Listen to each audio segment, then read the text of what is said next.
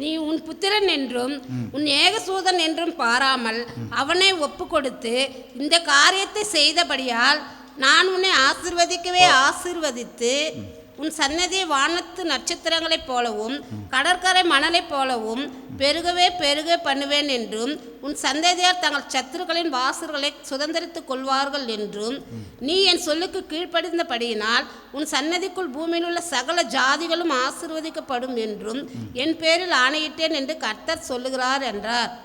போதும். பார்த்தீங்கன்னா இந்த 16, 16, 17, 18 இந்த 3 காரியங்களை கர்த்தர் பேசுகிறார். ஆபிரகாமை பார்த்து கர்த்தர் என்ன பண்ணுறாரு, சொல்கிறார், நீ உன் புத்திரன் என்றும் உன் ஏகசுதன் என்றும் பாராமல் அவனை ஒப்பு கொடுத்து இந்த காரியத்தை நீ செய்தபடியினால் நான் உன்னை ஆசீர்வதிக்கவே ஆசீர்வதித்து உன் சந்ததியை வானத்து நட்சத்திரங்களைப் போல பெருகவே பெருக பண்ணுவேன் என்றும் உன் சந்ததியார் தங்கள் சத்துருக்கள் வாசலையெல்லாம் சுதந்திரித்துக் கொள்வார்கள் என்றும் நீ என் சொல்லுக்கு கீழ்ப்படிந்தபடியால் உன் சந்ததி பூமியில் உள்ள சகல ஜாதிகளும் ஆசீர்வதிக்கப்படும் என்பதும் என் பேரில் ஆணையிட்டேன் என்று கர்த்தர் சொல்லுகிறார். பார்த்தீங்கன்னா இவன் தேவனோடு கூட ஒரு உடன்படிக்கை பண்ண ஒரு மனுஷன் ஆபிரகாம். தேவனை விசுவாசித்த ஒரு மனுஷன், விசுவாசிகளின் தகப்பன். இப்போது அந்த உடன்படிக்கையின்படியாக கர்த்தரிடத்தில் அவன்கிட்ட சொல்லிட்டாரு, எப்பா உனக்கு ஒரு குமாரனை தருவேன்னு சொல்லிட்டாரு. அந்த குமாரன் மூலமாக உன் சந்ததி என்ன பண்ணுங்க உனக்கு உண்டாகும் அப்படின்னு சொல்லிட்டார். அந்த குமாரன் மூலமாக உன் சந்ததியை நான் என்ன பண்ணுவேன், உண்டாக்குவேன் அப்படின்னு சொல்லிட்டார். அது சொல்லிட்ட பிறகு கர்த்தர் என்ன பண்ணுறாரு, எப்போ உன் குமாரனை கொண்டு மௌரியா தேசத்தில் என்ன பண்ணு, எனக்கு தகன பலி இடு என்று சொல்கிறார். இப்போது இவன் கர்த்தருடைய சொல்லுக்கு கீழ்ப்படுகிறானா என்பதை இந்த உலகுக்கு அவர் காட்டணும். அவன் கீழ்ப்படியானா கீழ்ப்படிய மாட்டானா என்பது கடவுளுக்கு தெரியும். இந்த டெஸ்ட்டு வச்சு தான் செய்யணும்னு சொல்லிட்டு அவசியம் கிடையாது. நான் ஏற்கனவே சொல்லிக்கிறேன், அவர் ஒருவன் செய்வது முடிவை கர்த்தர் என்ன பண்ணார், முன்கூட்டியே அறிந்திருக்கிறார். அப்போ ஏன் இந்த டெஸ்ட்டு வச்சார் அப்படின்னா, ஒன்று இவன் தேவனுடைய சொல்லுக்கு கீழ்ப்படுகிற மனுஷன் என்பதை அவனுக்கு காண்பிக்கும்படியாக, 2 தேவனுடைய சொல்லுக்கு கீழ்ப்படுகிறான் என்பதை தேவ தூதர்களுக்கும் பிசாசுகளுக்கும் இந்த உலகத்துக்கும் நமக்கும் காண்பிக்கும்படியாகத்தான் இதெல்லாம் என்ன பண்ணிக்கிறாரு, இந்த இடத்துல செஞ்சு வச்சுக்கிறார். எத்தனை பேருக்கு விளங்குதுங்க? தேவனுக்காக இந்த வசனத்தை அவர் எதுவுமே தேவனுக்காக எந்த ஒரு காரியமே செய்யலை, எல்லாமே நமக்காகத்தான் என்ன பண்ணிக்கிறாரு, செய்து வைத்திருக்கிறார். இருந்தால் ஒரு ஆமென் சொல்லுங்க. அல்லேலூயா. இந்த ஆபிரகாம் விசுவாசிகள் தகப்பன் என்று சொல்லுகிறானே, இந்த ஆபிரகாம் எல்லாரோடு கூட தேவனோடு கூட உடன்படிக்கை செய்து கொண்டிருக்கிறானே, இந்த ஆபிரகாம் இதற்கு பாத்திரனா, இந்த ஆபிரகாம் இதற்கு உரியவனா? இவ்வளோ பெரிய தேவன் இந்த மனுஷனோடு கூட உடன்படிக்கை பண்ணியிருக்கிறாரு, இவன் சொன்னதெல்லாம் தேவன் சொன்னதெல்லாம் இவன் செய்வானா அப்படின்னு சொல்லி தேவ தூதர்களுக்கும் பிசாசுகள் கூட்டத்துக்கும் இந்த உலகத்துக்கும் இந்த ஆபிரகாமை என்ன பண்ணுறாரு, அவர் காண்பிக்கிறார். அவனுக்கும் சேர்த்து காமிக்கிறாரு. இன்னைக்கு நமக்கும் அது ஒரு மாதிரியாக என்ன பண்ணுறாரு, காட்டுறார். அப்போ பாருங்கள், தேவன் இதை முன்கூட்டியே அறிஞ்சிருந்தார். கலாத்தியர் நிபுணர் அழைத்தவரினாலே எல்லாம் நிலை நிற்கிறது. அது பாருங்கள், அந்த இடத்துல இவனுடைய ஈசாக்கையும் அந்த ஏசாவையும் குறித்து சொல்லும்போது அவர் பிறப்புலேயே தெரிந்து கொள்கிறாராம். பிறந்த பண்ணவே என்ன பண்ணுறாராம், நல்வினை செய்வினை பார்த்து தான் மனுஷர்கள் நிர்ணயிப்பாங்க. இவர் கருவில் இருக்கும்போதே ஒருவரை என்ன பண்ணுவாராம், தெரிந்து கொள்கிறாராம். இருந்தால் ஒரு ஆமென் சொல்லுங்கள். அப்போது நம்மளுடைய இந்த ஆபிரகாமை அவர் தெரிந்து கொண்டதினாலே, அவர் அழைத்ததினாலே அவனுடைய எல்லா செய்கைகளும் கர்த்தருக்கு முன்பாக நிலை நிற்கும் என்பதை அவர் முன்கூட்டியே என்ன பண்ணுறாரு, அறிந்திருக்கிறார். அறிந்திருக்கிறபடினாலே இப்போது இந்த ஆபிரகாமுக்கும் அவன் சந்ததிக்கும் அவனுடைய பிள்ளைகளுக்கும் நமக்கும் தேவ தூதர்களுக்கும் ஒரு காரியத்தை காண்பிக்கும்படியாகத்தான் இப்படிப்பட்ட ஒரு காரியத்தை கர்த்தர் என்ன பண்ணுறாரு, செய்கிறாரு. அதன்படியாகவே என்ன பண்ணுறான், இவன் வந்து என்ன பண்ணுறான், தகன பலியாக இடும்படியாக தன் கைகளை என்ன பண்ணுறான், ஓங்குறான். ஓங்கணுன்னு கர்த்தர் சொல்கிறார், எப்பா உன் பிள்ளை இல்லைப்பான்றார். உன் பிள்ளை வேணான்னு சொல்லிட்டு என்ன சொல்கிறாரு, அந்த இடத்துல ஒரு மலையில் ஆட்டுக்குட்டியை கர்த்தர் ஆயத்தம் பண்ணி வச்சுருக்கிறார். இவன் இந்த சைடு மலையில் இப்படி ஏறுறான், ஆனால் அந்த சைடு ஒரு மலையில் என்ன பண்ணுது, நேராக ஒரு ஆட்டுக்குட்டி நேராக மேலே ஏறி கரெக்டாக அந்த இடத்துல வருது பாருங்கள். இப்போது அந்த இடத்துல ஆட்டுக்குட்டி எடுத்துன்னு போகல, இவனுக்கு பதிலாக ஒரு ஆட்டுக்குட்டியை என்ன பண்ணுறாரு, அந்த இடத்துல பலியிடுறாரு. பலி இட்ட உடனே அவன் வந்து அந்த இடத்துல பேர் சொல்கிறான். என்ன சொல்கிறான், கர்த்தர் என் தேவைகளை எல்லாம் சந்திக்கிறவர், அவர் யெகோவா ஈரே. அதாவது கர்த்தருடைய பர்வதத்திலே, தேவனுடைய சமூகத்திலே என்ற தேவைகளை எல்லாம் கர்த்தர் முன்கூட்டி ஆயத்தம் செய்து என்ன பண்ணுறாரு, தருகிறவர் என்பதை அந்த இடத்துல பெயர் வைக்கிறான்.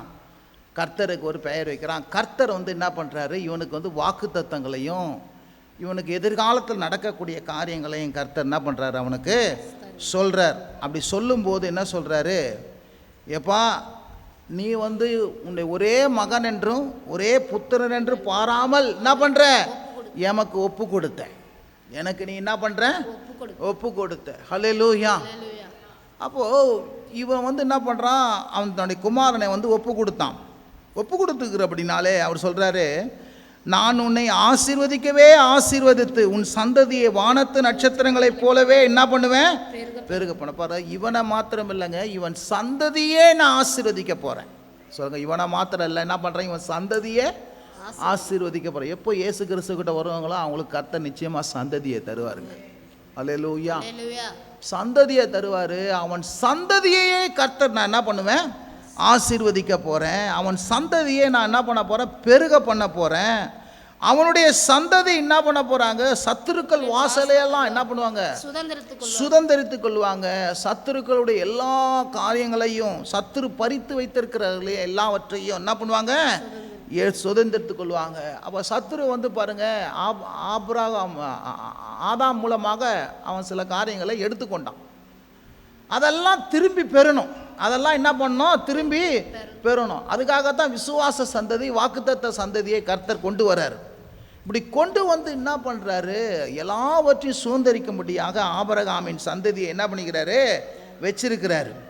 அப்புறம் சொல்லுகிறார், சொல்கிறார், என் சொல்லுக்கு நீ கீழ்ப்படிந்தபடினால. சொல்லுங்க, என் சொல்லுக்கு கீழ்ப்படிந்தபடினால. இந்த காரியங்களை செய்த ஒன்றும் ஆபிரகாமுக்கு சொல்கிறாரு, எப்பா நீ தான் ரைட்டு, நீ வந்து என் வார்த்தையை கீழ்ப்படுகிற ஒரு மனுஷன் என்பதை இந்த உலகத்துக்கு என்ன பண்ணிட்ட, காமிச்சிட்ட. என் வார்த்தை கீழ்ப்படுகிற மனுஷன் நான் என்ன பண்ண போகிறேன், உன்னை ஆசீர்வதிக்கவே ஆசீர்வதிப்பேன்னு சொல்லி நானும் என்ன பண்ணுறேன், இந்த வாக்குத்தத்தத்தை எல்லாம் என்ன பண்ணுறேன், உன் மேலே நிறைவேற்றியே தீருவேன் என்று சொல்லி தன் பேர் மேலே என்ன பண்ணாராம், ஆணையிட்டான். எபிரேயர்ல சொல்றது, தன்னிலும் ஒருவர் பெரியவர் இல்லாதபடினாலே தேவன் என்ன பண்ணாரு, தனது பெயரிலே என்ன பண்ணாராம், ஆணையிட்டேன் என்று எபிரேயர் 6ஆம் அதிகாரத்தில் நீங்கள் என்ன பண்ணலாம் பார்க்கலாம். அந்த வசனத்தை பாருங்க, எபிரேயர் 6:11 தெரியல பாருங்க.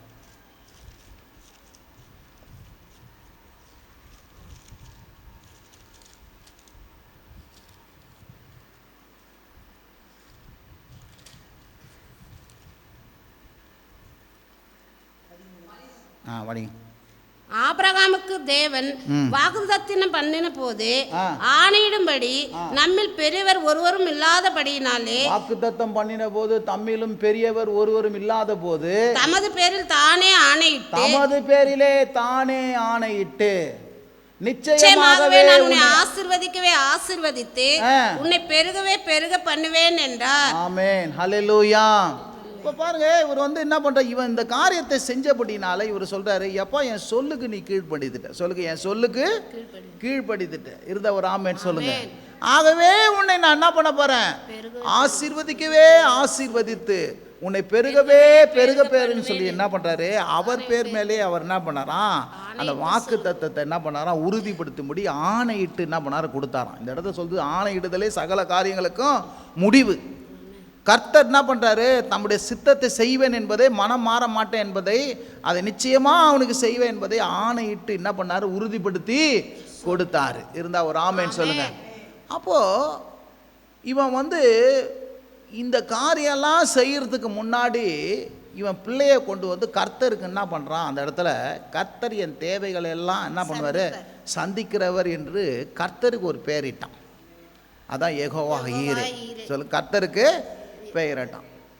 நான் சொல்கிறேன் பாருங்க, நீங்களும் இன்னைக்கு பார்த்தீங்கன்னா இந்த ஆபிரகாம் வந்து எப்படி தன் பிள்ளையை பலியிட்டு காரியங்களை என்ன பண்ணுற ஒரு வாக்குத்தத்தத்தை பெற்றுக்கொண்டு கீழ்ப்படுகிறவன் என்பதை உலகுக்கு காண்பித்தானோ, இன்னைக்கு நாமும் வந்து என்ன பண்ணணும் அப்படின்னா, தேவன் தமது ஒரே பிள்ளையாகிய கிறிஸ்துவை என்ன பண்ணிக்கிறாரு, இவன் மௌரியா மலையில கொண்டு வந்தது போல தேவன் என்ன பண்ணிக்கிறார், கல்வாரி மலையில நமக்காக பலியிட்டு இருக்கிறார், நமக்காக ரத்தம் சிந்தி இருக்கிறார், நமக்காக உயிர் தெழுந்த வச்சிருக்கிறார். இப்போ நீங்க என்ன பண்ணணும் அப்படின்னா, இந்த பலியையும் இந்த ரத்தத்தையும் இந்த மரணத்தையும் அவர் தேவன் தந்த இந்த குமாரனை நீங்க என்ன பண்ண வேண்டும், விசுவாசிக்கணும். இருந்தா ஒரு ஆமேன்னு சொல்லுங்க. அவன் விசுவாசிச்சு கொண்டு வந்து எல்லாம் செஞ்சான். நீங்க என்ன பண்ணணும், விசுவாசிக்கணும். இருந்தா ஒரு ஆமேன்னு சொல்லுங்க. இந்த கல்வாரி மலையை சிலுவை மரத்தில் நடந்த காரியத்தை எந்த மனுஷன் விசுவாசிக்கிறானோ, நான் சொல்கிறேன், ஆபிரகாமுக்கு எப்படி இந்த வாக்கு வருதோ அதே போல் உங்களுக்கு என்ன பண்ண வாக்கு வரும். என்னன்னா, இந்த இயேசுவை நீர் விசுவாசித்தபடியினாலே, இந்த இயேசுவை ஏற்றுக்கொண்டபடியினாலே, இந்த இயேசுவை ஏற்றுக்கொண்டு ஞானஸ்நானம் எடுத்தபடியினாலே, அவர் சொல்லுக்கு கீழ்ப்படிந்தபடியினாலே, ஆபிரகாமுக்கு எப்படி ஆணையிட்டு கொடுத்தாரோ உங்களுக்கும் என்ன பண்ணுறாரு, ஆணையிட்டு கொடுக்குறாரு. என்ன ஆணையிட்டு கொடுக்குறாரு, உங்களையும் நான் ஆசீர்வதிக்கவே ஆசீர்வதித்து உங்களையும் பெருகவே பெருகுவேன் என்று சொல்லி என்ன பண்ணுறாரு, அவர் என்ன பண்ணுறாரு, ஆணையிட்டு தருகிறவராக இருக்கிறாரு. இருந்தா ஒரு ஆமேன்னு சொல்லுங்க. ஹல்லேலூயா. இது வெறும் ஆபிரகாமுக்கான வாக்குத்தத்தம் மாத்திரம் அல்ல, இது வெறும் ஆபிரகாமுக்கான காரியங்கள் மாத்திரமல்ல. இந்த வேதம் சொல்லுது பாருங்க, அவை அது ஆபிரகாமுக்கு மாத்திரமல்ல, இன்றைக்கு நமக்கு என்ன பண்ணுதுங்க, விசுவாசத்தினாலே இப்படி ஆயிற்று. கலாத்தியர் 3ஆம் அதிகாரம் 14ஆம் வசனம் படிச்சுங்க. 3ஆம் அதிகாரம் 14ஆம் வசனம்.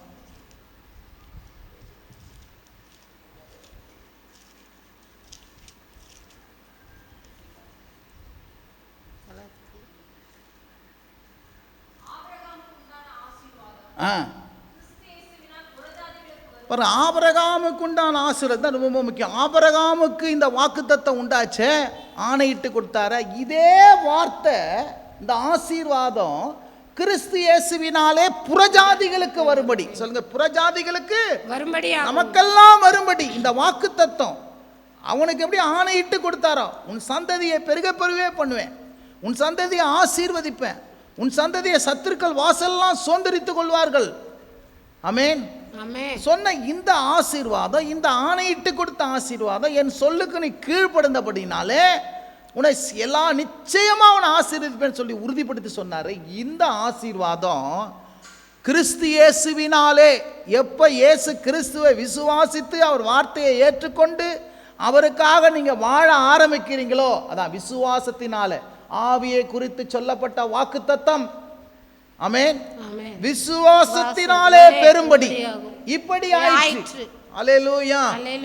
இப்போ அன்னைக்கு நடந்தது வெறும் அன்னைக்கு மாத்திரம் இல்லைங்க, இன்னைக்கு என் வாழ்க்கையில இந்த இயேசுவை நான் என்ன பண்றேன், அவன் வந்து மௌரியா மலையில போய் தன் குமாரனை பலியிட்டு எப்படி அந்த வாக்குத்தத்தத்தை பெற்றுக்கொண்டானோ, இன்றைக்கு கல்வாரி மலையில நம்ம விசுவாசத்துல போய் இயேசு எனக்காக பலியானார், ரத்தம் சிந்தினார், உயிர்த்தெழுந்தார் என்று சொல்லி என்ன சொல்லுங்க, நீங்க எப்போ வந்து விசுவாசிக்கும் போது இந்த ஆபிரகாமின் ஆசீர்வாதம் விசுவாசிக்கும் போது, இயேசுவை விசுவாசிக்கும் போது உங்களுக்கு என்ன பண்ண, அவர் சந்ததியை கொடுத்து உங்க சந்ததியை ஆசீர்வதித்து உங்க சந்ததியை பெருக செய்து உங்க சந்ததியை என்ன பண்ணுவாரு, பெரிய ஜனமா என்ன பண்ணுவாரு, மாத்துவாரு. இருந்தா ஒரு ஆமென் சொல்லுங்க.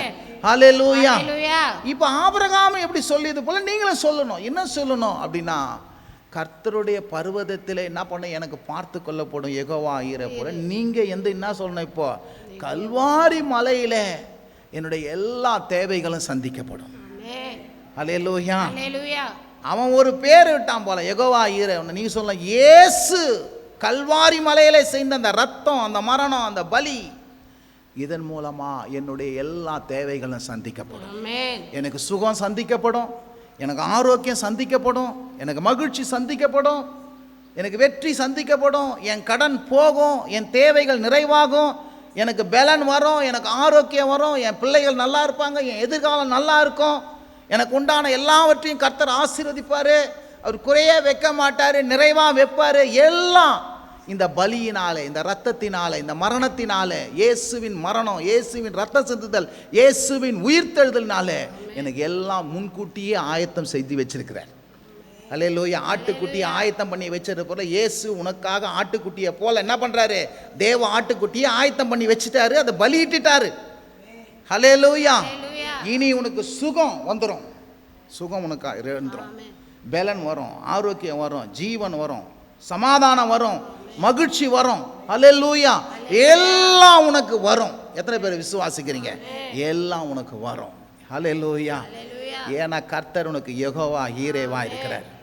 யெகோவா ஈரேவா இருக்கிறாருங்க. உனக்கு எல்லாம் ஆயத்தமாக்கி வச்சிருக்கிறாரு. கிறிஸ்துவுக்குள்ளாக எல்லாம் நிறைவாக்கப்படும். சமாதானம், சபைக்கு தேவையான, ஊழியத்துக்கு தேவையான, எதிர்காலத்துக்கு தேவையான எல்லாவற்றையும் கர்த்தர் தர என்ன பண்றாரு? வல்லவராய் இருக்கிறார். அந்த கல்வாரி மலையில எனக்காக அவர் பலியிட்டதுனால தன் குமாரனையே தந்தவர், மற்ற எல்லாவற்றையும் எனக்கு என்ன பண்ணுவாரு? அருளுவார். இருந்தா ஒரு ஆமென் சொல்லுங்க. இயேசுவை தந்தவர் எல்லாவற்றையும் தருவார். இயேசுவை தந்தவர் எனக்கு எல்லாவற்றையும் தருவார். ஒன்றும் குறை வைக்கவே. அவர் நாமத்தை விசுவாசிக்கிறேன், நான் வெட்கப்பட்டு போக மாட்டேன். அவரை விசுவாசிக்கிறேன், நான் கெட்டு போக மாட்டேன். தமது குமாரனையே தந்தாருன்னா மற்ற எல்லாவற்றையும் அருளாதிருப்பது எப்படி? நிச்சயம் தருவார். இந்த மாதத்தில் என்ன எவ்வளோ பெரிய தேவையாக இருந்தாலும் தருவார். உங்களை போல நானும் தான் எழுந்து இங்கே பிரசங்கத்தில் நிற்கிறேன், அவர் கரத்தை நோக்கி பார்க்குறேன். ஆயிரங்கள் வேண்டும், லட்சங்கள் வேண்டும், தேவைகள் இருக்குது. ஆனால் என்னத்தை சொல்கிறேன்? இயேசு எனக்கு தருவார். அல்லேலூயா. அவருக்குள்ளாக, கல்வாரிக்குள்ளாக, சிலுவைக்குள்ளாக, மரணத்துக்குள்ளாக, இரத்தத்துக்குள்ளாக, என்னுடைய மீட்புக்குள்ளாக அவர் எல்லாவற்றையும் செஞ்சு முடிச்சுட்டு இருக்கிறாரு. அவராலே எனக்கு எல்லாம் நடக்கும். இருந்தால் அவர் நான் வெட்கப்பட்டு போக மாட்டேன். எனக்கு ஒரு அற்புதம் நடக்கும், எனக்கு ஒரு அதிசயம் நடக்கும், எனக்கு ஒரு பெரிய காரியம் நடக்கும். நான் என் புத்தி கெட்டாத விதத்தில், என் நினைக்காத நேரத்தில், அவருடைய வழியில் அவர் பெரிய காரியங்களை எனக்கு என்ன பண்ணுவார்? செய்வார். எத்தனை பேர் விசுவாசி? இதுதாங்க காலையில் இப்படி விசுவாசிக்கணும். இருந்தால் ஒரு ஆமென் சொல்லுங்க. அல்லேலூயா.